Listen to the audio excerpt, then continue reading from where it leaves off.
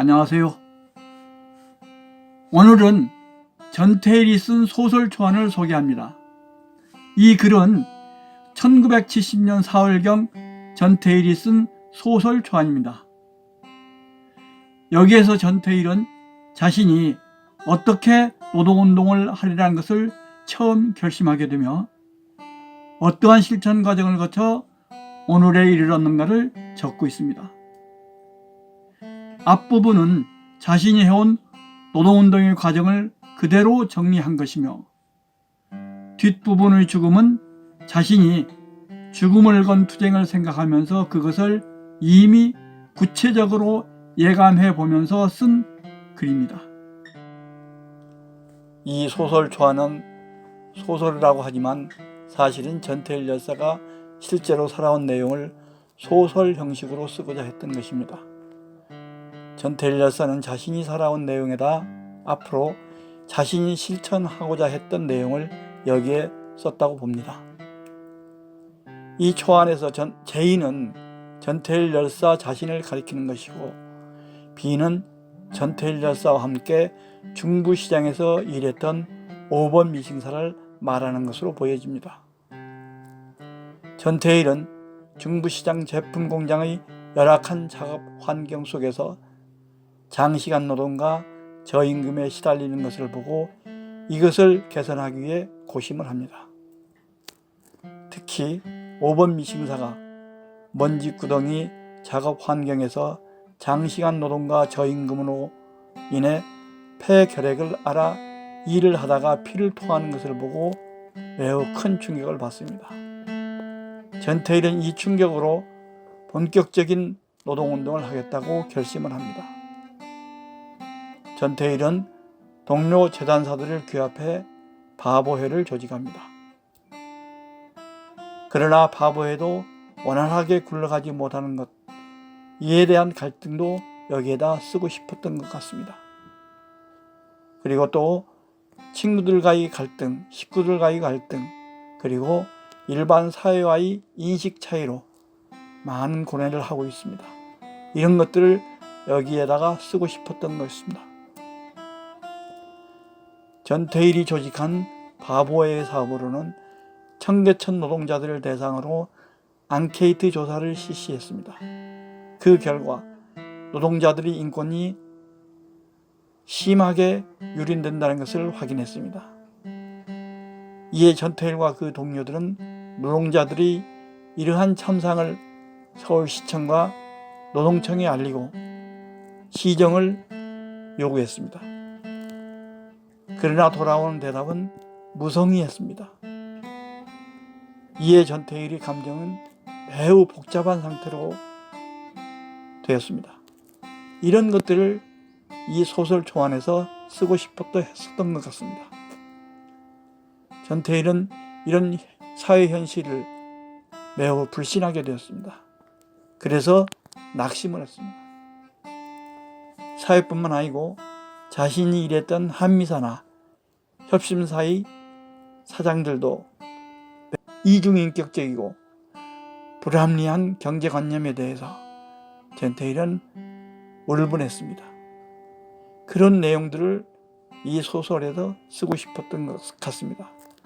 전태일은 이러한 불합리한 것들을 어떻게 해결할 것인가를 고민하면서 방황했습니다.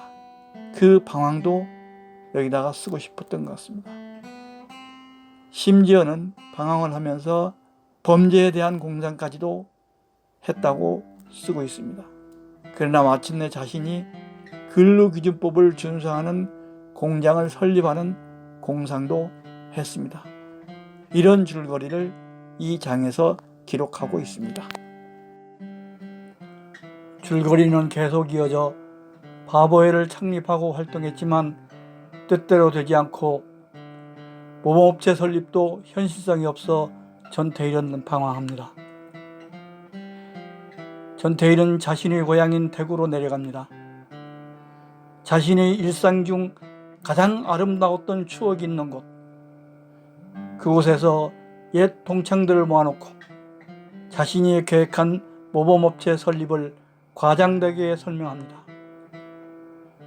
전태일은 노동자들의 복지 혜택과 특히 내일이 어머니인 여성 노동자들이 갖춰야 할 인격 완성을 위한 교육기관 등을 갖춘 업체를 설명하고 스스로 도취됩니다.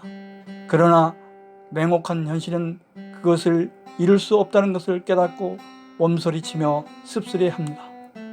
서울로 올라온 전태일은 자기가 꿈꾸는 것을 이루기 위해서는 스스로 죽을 수밖에 없다는 것을 깨닫고 죽음을 결심합니다. 그리고 비장한 유서를 써서 친구들한테 보냅니다. 사랑하는 진우여, 받아 읽어주게. 진우여, 날라는 모든 나여, 나를 모르는 모든 나여. 부탁이 있네. 나를, 지금 이 순간의 나를 영원히 잊지 말아주게. 그리고 바라네, 그대들 소중한 추억의 서재에 간직하여 주게. 뇌성 번개가 이 작은 육신을 태우고 꺾어버린다 해도, 하늘이 나에게만 꺼져 내려온다 해도 그대 소중한 추억에 간직된 나는 조금도 두렵지 않을 것세. 그리고 만약 또 두려움이 남는다면 나는 나를 아주 영원히 버릴 것세. 그대들이 아는 그대 영역의 일부인 나, 그대들이 앉은 좌석에 보이지 않게 참석해서 미안하네. 용서하게. 테이블 중간에 나의 좌석을 마련해주게. 원섭이와 재철이 중간이면 더욱 좋겠네. 좌석을 마련했으면 내 말을 들어주게.